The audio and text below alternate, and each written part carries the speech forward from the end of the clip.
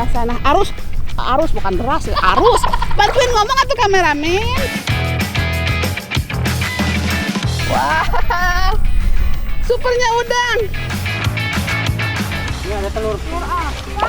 Bukan, bukan telur. Apa ini, Bu? Ini balonceng. Nah, ini dia bunganya. Ini dapatin cuma 2 jenis aja.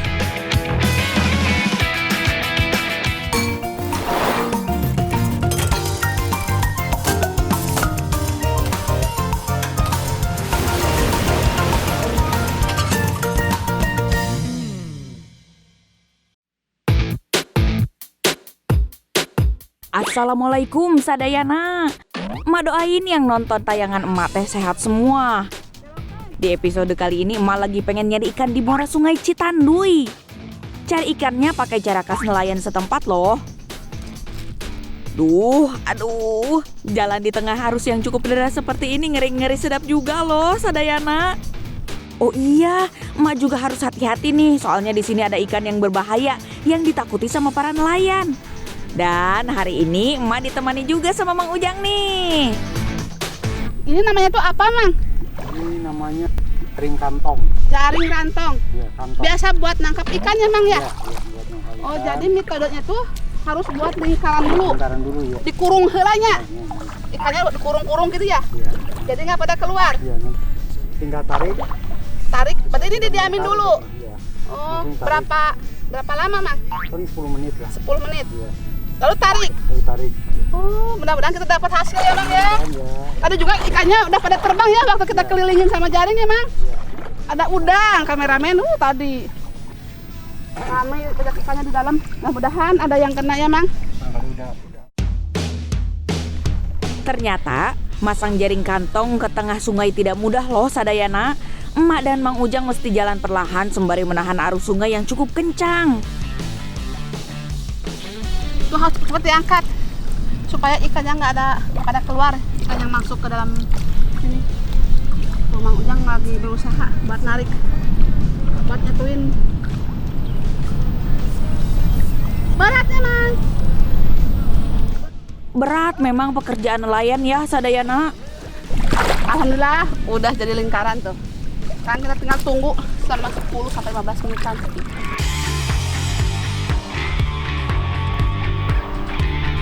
Nah, kalau jaring sudah ditebar, tunggu aja sekitar 10 menit. Biasanya ikan-ikannya akan terjaring. Habis itu, jaring ditarik secara perlahan, seperti yang dilakukan Mang Ujang. Gak mudah loh menarik jaring.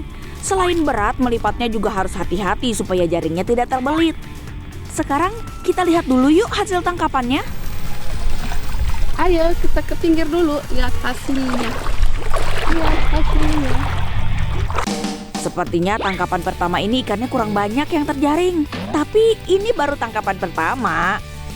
Alhamdulillah, Mang, walaupun dapat segini ya, Mang ya. Iya. Jangan pantai semangat. Nah, itu dari hasil 1 kali ngejaring ya, Mang ya. Dapatnya segini. Tapi nggak tentu ya, Mang ya. Ada dapat banyak, ada enggak. Tapi kita coba lagi, mau nebar lagi. Ini bukan hanya 1 kali nebar ya, Mang ya. Kita tebar lagi ya, Mang ya. Kita tebar lagi jaringnya untuk tangkapan kedua. Kita kembali menebar jaringnya secara melingkar supaya ikan-ikan yang berada di dalam lingkaran bisa ke jaring sehingga bisa kita tangkap. Upaya kedua sudah selesai. Saatnya kita lihat lagi hasil tangkapan ikannya. Bismillah, semoga hasilnya lebih banyak dari sebelumnya ya. Ada ikan besarnya, ada udang besarnya. Ada, Mang, itu. Mana, Mang? Oh, ini dia, ini supernya udang ini. Wow, supernya udang. Wow, ini kalau dapat banyak lumayan, Mang. Cuma 1 ya, Mang. Mudah-mudahan nanti dapat lagi ya, Mang. Tangkapan kedua kita ya, Mang. Lumayan agak banyak dari yang tadi. Berarti didiamnya harus agak lama, Mang. Oh iya sadayana, saat mengambil hasil tangkapan jaring mesti hati-hati ya. Karena ada satu jenis ikan berbahaya yang sangat ditakuti oleh nelayan di Kabupaten Pangandaran. Namanya ikan ipuh. Bentuknya sih kecil, tapi kalau terkena sengatannya, kita bisa demam. Ikan yang hidup di air tawar, laut, dan payau ini sering tersangkut di jaring nelayan bersama ikan-ikan lainnya. Biasanya kalau sudah begini, nelayan akan mengubur ikan ipu di dalam pasir untuk mencegah nelayan lain tersengat racunnya. Oke, sekarang kita lanjut ke percobaan berikutnya ya. Sekarang kita mau pindah lokasi. Agak pinggir. Emang udah duluan. Ternyata ikan yang kita dapat itu bukan hanya satu jenis aja, tapi beberapa jenis ikannya Bang ya. Iya. Seperti boboso, udang, siper, pengpreng. Tapi untuk ikan utama kita di Sungai Muara ini, ikannya ikan apa Mang? Balanak. Nah itu dia. Tapi kita belum beruntung, kita belum mendapatkan balanak. Mudah-mudahan pindah dari sini kita dapat balanak ya. Ada yang tahu ikan belanak? Itu loh yang bentuknya kayak ikan bandeng, cuma durinya lebih sedikit dan rasanya lebih enak kalau kata emak mah. Ikan belanak mah hidupnya bukan di perairan dalam, tapi yang dangkal dan berlumpur. Jadi buat ambil ikan itu susah-susah gampang. Kan kita harus berlawanan sama air, derasnya airnya. Ini sebelah sana, arus bukan deras ya, arus. Bantuin ngomong atuh kameramen, arus. Sama arusnya. Arus yang cukup kencang seperti ini, kata Mang Ujang, justru makin memudahkan nelayan untuk menjaring ikan. Karena ikan-ikannya jadi ikut terdorong oleh arus. Ngomong-ngomong, arus airnya makin sore makin kencang, Kita mesti segera mengangkat jaring ke darat nih. Lumayan berat juga ini. Semoga kali ini ikan yang emak pengenin tertangkap. Ini dia tangkapan kita terakhir. Alhamdulillah dapat ikan caroang. Tuh. Masukin. Udah. Ya, meski belum dapat ikan belanak, emak tetap bersyukur ikan yang didapat ini masih bisa emak masak kok. Hasil tangkapannya langsung masak di tempat aja.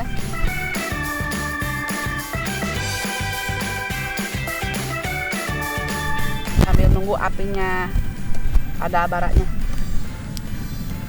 Dibakar begini jadi pilihan emak hari ini. Ikan udang udah tersusun rapi. Sambil menunggu matang, emak mau ulek bumbunya. Nah, ikan bakar kecil kayak gitu enaknya dibikin bumbu cobek. Ya, bumbu cobek. Emak butuh gula merah, bawang putih, jahe, kencur, garam, dan cabai rawit. Ikan udang udah selesai dibakar, tinggal emak lepas dari tusukan. Ini biar gampang dicampur dengan sambal atuh. Nah, emak udah siapin air panas untuk dicampur ke sambal. Unik kan? Sedikit aja, jangan banyak-banyak. Ini teh biar ada kuahnya gitu loh, sadayana. Campur kayak gini. Emak mau campur dengan satu bahan lagi. Timun, ini isian timun, bijinya. Timun teh banyak khasiatnya. Buat yang punya darah tinggi, timun ini bagus dikonsumsi untuk menurunkan tekanan darah. Udah mateng, ini dia. Alhamdulillah rezeki hari ini ya Mang ya. Lumayan. Walaupun ikannya kecil-kecil, tapi kita harus bersyukur ya Mang ya. Pak, makan. Sekarang saatnya menikmati hasil tangkapan. Udangnya cuma satu nih buat emak. Bismillahirrahmanirrahim.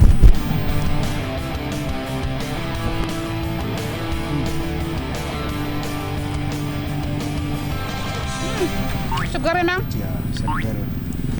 Sekarang bumbunya. Bumbu cobek buatan emak jangan ditanya, jadi rebutan dan favoritnya suami dan anak-anak di rumah. Mang enak. Dia kecil tapi enak nih. Untuk para nelayan, berapapun hasil tangkapannya tetap harus disyukuri. Masih bisa dibawa pulang ke rumah untuk dimasak sebagai lauk makanan bersama keluarga. Emak dan Mang Ujang lanjut makan dulu ya sadayana. Setelah ini masih ada cerita emak yang enggak kalah seru kok. Jangan kemana-mana ya.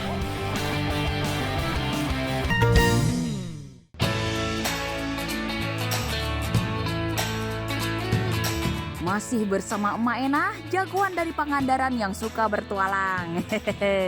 Kawasan hutan bakau jadi tempat emak berikutnya untuk mencari bahan makanan lainnya. Cuaca akhir-akhir ini di daerah ibu tuh nggak menentu. Kadang hujan, angin, lautnya lagi pasang surut. Pokoknya cuacanya nggak menentu banget. Itu kira-kira udah mau 2 atau 3 mingguan. Ini ada nih, mana sih? Kapan kamu datang? So, ibu mah udah ada nih, udah nungguin kayak gini. Ya nggak tepat waktu. Maaf ya Sadayana, emak jadi curhat dan ngomel-ngomel nih. Mau ambil kerang tapi ternyata airnya pasang. Daripada diam, mending emak dan Adani menelusuri kawasan hutan bakau. Kali aja nemu sesuatu yang bisa dimakan. Ini ada telur. Telur apa? Bukan telur. Apa ini, Itu balonceng, kesulit kata itu mah. Kalau gede.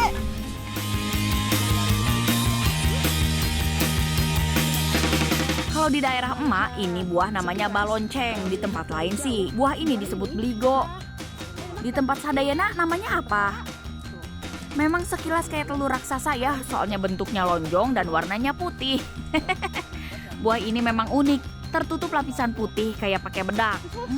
Kayak buah kesemak. Saat masih muda, kulit buah ini terselimuti oleh bulu halus dan semakin tua usianya, bulu halusnya bakal menghilang. Karena lama-lama kulitnya semakin tertutup oleh lapisan putih ini. Pak balonceng itu ada pohonnya ngerambat. Pasti ada temennya. Sekarang kita cari aja dulu. Ya, tanaman yang masuk kelompok labu-labuan ini memang tumbuhnya merambat.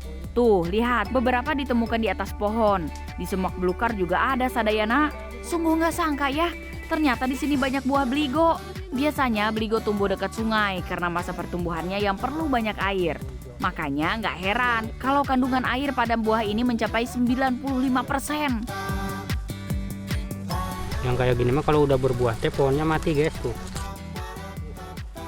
Ini salah satu keunikan beligo. Meski pohonnya sudah mati, tapi buahnya tetap tahan, nggak busuk. Tahu nggak kenapa? Rahasianya teh ada pada lapisan berwarna putih ini. Lapisan ini berfungsi untuk melindungi buah dari pembusukan. Makanya, meski pohonnya mati, buahnya masih bisa bertahan hingga 1 tahun. Wow, keren pisan ya buahnya. Wangi banget.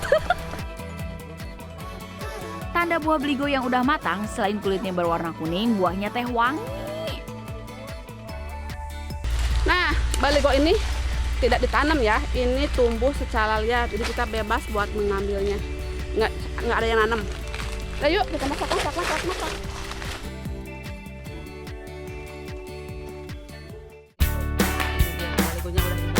Ada yang punya ide nggak dimasak apa? Nah, karena emak mau bikin masakan, emak pilih beligo yang masih muda. Penasaran sama isinya. Duh, ini buahnya agak sedikit keras nih. Alhamdulillah, ternyata gini isinya. Biji, banyak bijinya ya. Bijinya kecil-kecil. Bijinya kecil-kecil tuh. Bijinya mirip kayak nangka. Selangkah warnanya hitam, ini mah coklat atau kuning ya.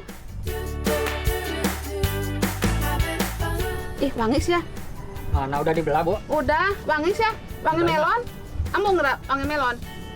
Wangi jambu. Melon. Jambu. Jambu gimana melon?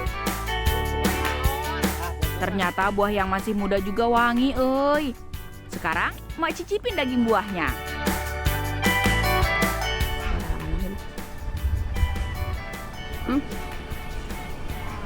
Maksudnya gini ya, anyep tiis, gimana ya? Pokoknya nggak ada rasanya, tapi kayak mirip buah apa ada nih kemana ya? Kayak mirip timun suri, tapi kalau timun suri mah wangi banget, ini mah enggak. Tapi tiis. Kata mama, beligo ini lebih enak diolah dulu dibanding makan langsung. Makanya meskipun dibilang buah, tapi beligo lebih banyak diolah menjadi sayuran. Banyak yang mengolahnya jadi sup. Kalau emak mah mau masak beligo bumbu santan dan kolak beligo, pokoknya jaminan bikin enak. Nah, kedua bahan ini Ibu mau buat 2 masakan. Yang pertama Ibu mau masak santan, yang kedua mau Ibu masak kolak.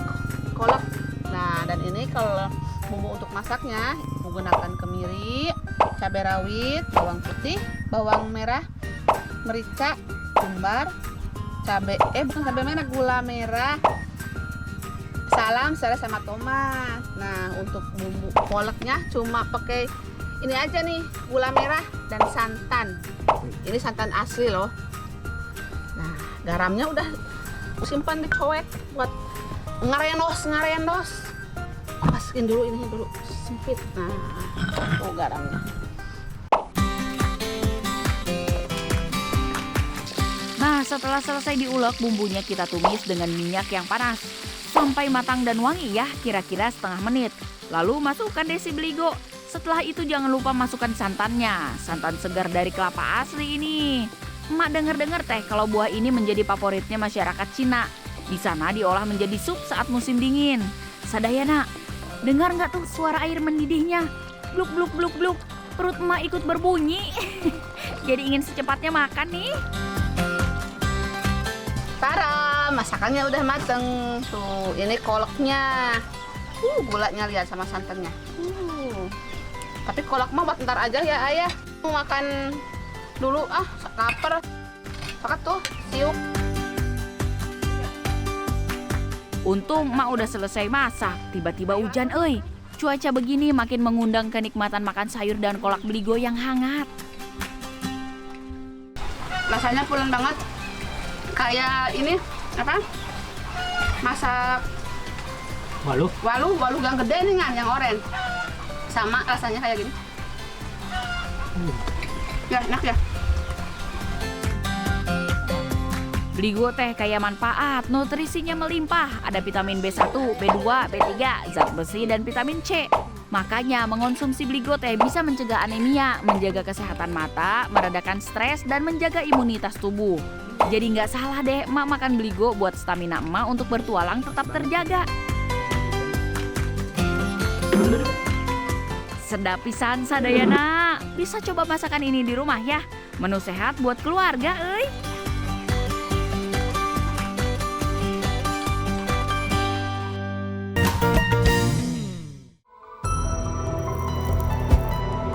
Sadayana, emak mau tanya, ada yang suka makan bunga nggak?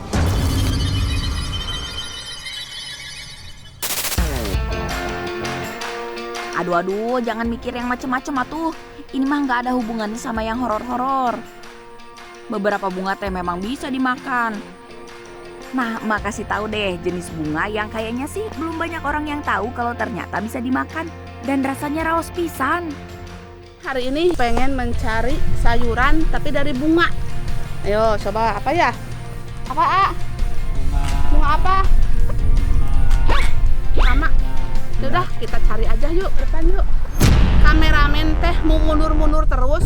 Kalau jatuh ke bawah, blum. Aduh, kameramen ke bawah. Kena air sih nggak apa-apa, badan sakit. Ayo, kamu ngalangin.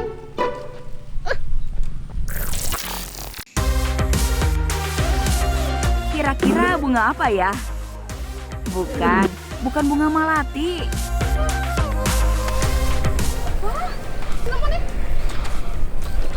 Apa, Bro? Tahu nggak ini bunga apa? Tuh, biasanya banyak ini. Tuh, udah. Kita cari lagi aja ya. Sabar ya. Ayo, cari lagi yuk. Ada di kupu-kupu dapat banyak. Ini teh bunga kangkung. Iya, kangkung yang biasa ditumis itu. Biasanya kan daunnya aja yang dimakan. Nah, ternyata bunganya juga bisa, euy. Ini teh jenis kangkung air. Kangkung yang biasanya ditanam di tempat menyerupai kulah, sawah atau parit. Bentuk bunganya seperti terompet dan ada semburat warna ungu di bagian tengahnya. Nah, biasanya bunga kangkung air ini banyak dijumpai ketika kondisi sawah sedang banjir. Nah, biasanya sayuran bunga ini tuh tumbuh liar di sekitaran sawah-sawah kayak gini nih. Nah, seperti ini bunganya. Ada A. Nih. Ayan. Banyak dong. Harus penuh. Memang beberapa jenis bunga teh bisa dimakan, bahkan memiliki khasiat yang luar biasa hebat. Kelompok bunga yang bisa dimakan ada julukannya. Pakai bahasa Inggris cenah. Bentar, Mama inget dulu. Oh, namanya edible flowers. Bunga yang bisa dimakan yang udah banyak dikenal orang adalah bunga telang, bunga melati, dan bunga mawar. Padahal masih banyak lagi jenisnya. Ada bunga viola, dianthus, desi, dan pansi. Bunga-bunga ini bisa diolah jadi kue kering loh. Cakep pisan ya. Jadi sayang ya makannya. Yang paling sering dan banyak dimanfaatkan mah bunga telang. Si ungu ini teh sudah diolah jadi beragam makanan dan minuman. Asal bebas dari pestisida, bunga-bunga ini punya banyak nutrisi. Dari vitamin, serat, dan juga antioksidan. Balik lagi nih ke bunga kangkung. Kalau yang satu ini mah khasiat untuk kesehatannya loba pisan. Bisa mengatasi anemia, menurunkan kadar gula darah, dan menjaga kesehatan mata. Bunga lagi A. Kamu lagi bunganya. Ternyata di sini ada satu bunga lagi yang emak temukan dan pastinya bisa dimakan. Ini adalah bunga dari tanaman eceng gondok. Tuh warnanya nih, guys. Menggoda banget, cantik.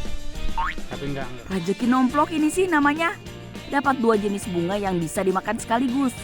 Bunga eceng gondok juga loba khasiatnya dari meredakan sakit mah, meredakan gatal-gatal, dan mengobati sakit gigi.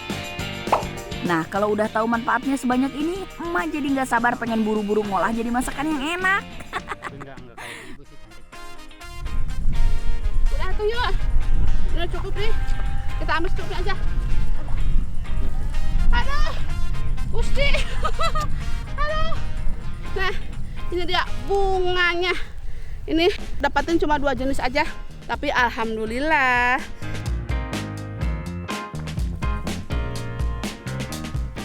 Sekarang cuci dulu sayurnya, bunga sayurnya. Emak mau tumis 2 jenis bunga ini. Bumbunya teh biasa yang tersedia di dapur. Bawang merah, bawang putih, cabai rawit, dan juga tomat. Kalau bumbunya sudah harum, masukkan bunga kangkung dan bunga eceng gondoknya ya. Supaya rasanya lebih nikmat, emak tambahkan sedikit air, saus tiram, dan penyedap rasa. Wangi pisan euy. Ini dia tumis bunganya udah matang. Ayo A, nih. Pokoknya sadayana wajib coba resep ini nih. Bunganya teh terserah, asal yang emak sebutkan tadi jenisnya. Dan ingat, harus bebas dari pestisida ya.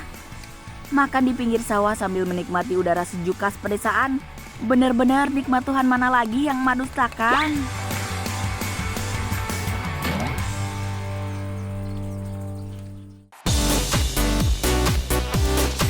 Sadayana, hari ini emak udah punya janji sama tetangga emak, Wak Ici.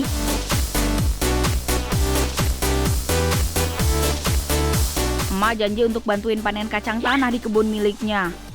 Makanya setelah selesai beres-beres rumah, sok weh emak langsung meluncur ke kebunnya. Assalamualaikum Wak Ici. Waalaikumsalam.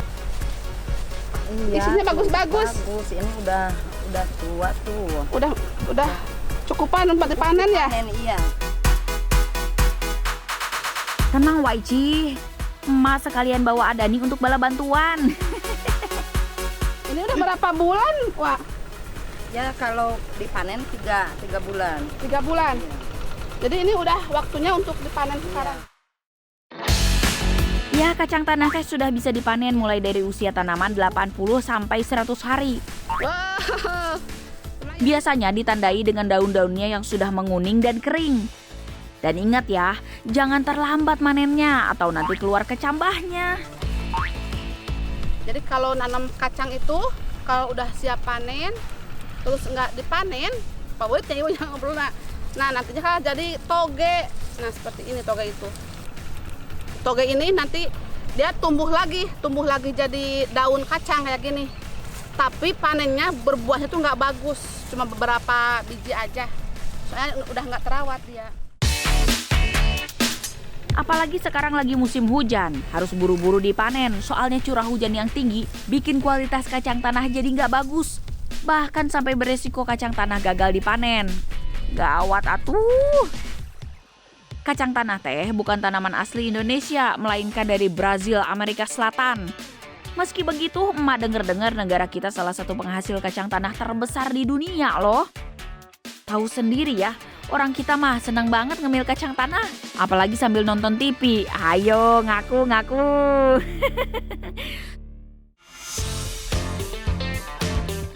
Sebagai bahan pangan, beragam makanan dibuat dari kacang tanah. Dari yang cuma direbus, dipanggang, sampai yang diolah jadi cemilan. Seperti ampiang, peye, pokoknya mah loba pisan.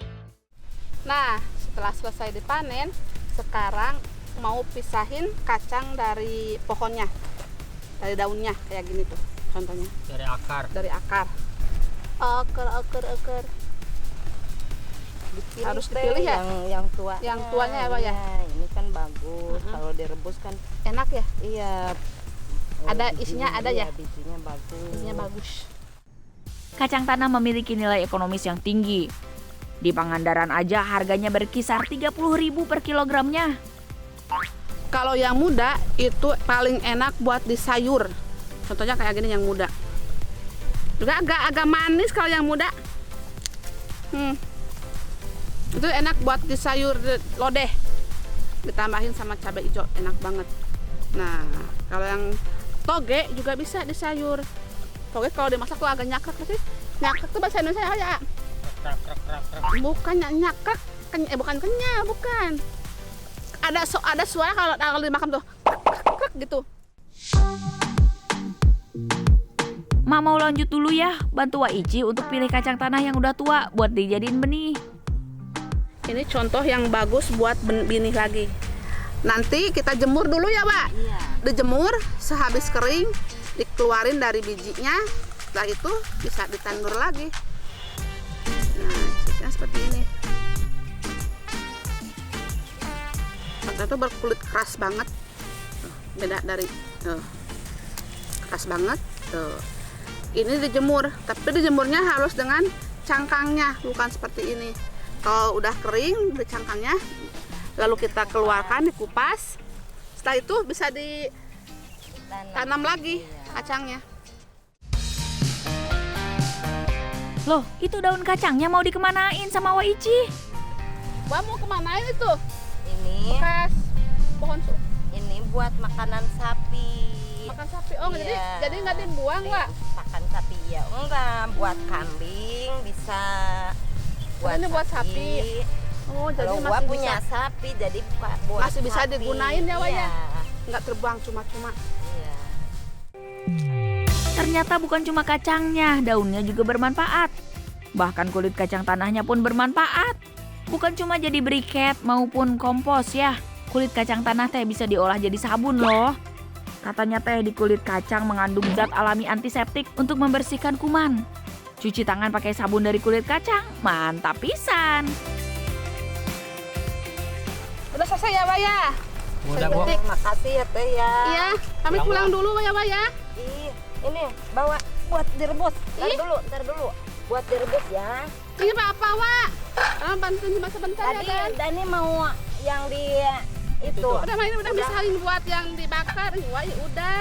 Padahal udah mintain ya. Kasih. Sekarang emak mau cuci kacangnya dulu nih, bersihkan dengan cara seperti ini agar tanah yang menempel bisa rontok. Karena emak nggak bawa bumbu, jadi direbus aja ya kacangnya. Ada nih lagi nyiapin air panasnya tuh. Wah, kayaknya sudah mendidih tuh airnya. Yuk masukkan kacangnya. Sambil nunggu kacang rebusnya empuk, Adani mau bakar kacangnya tuh. Nah, ini dia yang ditunggu-tunggu, akhirnya matang juga. Wanginya khas pisan. Si Uwa pengen mukbang bareng buat makan kacang tanah. Sudah, Pak, sekarang kita mukbang yuk. Mak tanya nih sama Sadayana, rasanya sama nggak? Kacang tanah yang direbus sama yang dibakar? Berarti bedanya yang dibakar sama yang direbus. Kalau yang dibakar itu ada wangi-wanginya, kecium wangi-wangi asapnya ya. Mungkin terbakar dari kulitnya. Nah, tapi kalau dari rasa manis lebih suka yang direbus. Rasa manisnya kerasa banget. Untuk menikmati enaknya kacang tanah, ternyata cukup direbus dan dibakar aja, euy. Yang penting kan khasiatnya untuk tubuh tetap didapat. Kacang tanah teh kaya protein, bebas kolesterol karena mengandung asam lemak tak jenuh. Oh iya, kaya antioksidan juga, jadi bisa mencegah penyakit kanker dan menjaga kesehatan jantung. Mantap surantap, euy. Hayo, Wak, habiskan atuh kacangnya. Atau udah bosan ya Wak mah makan kacang tanah?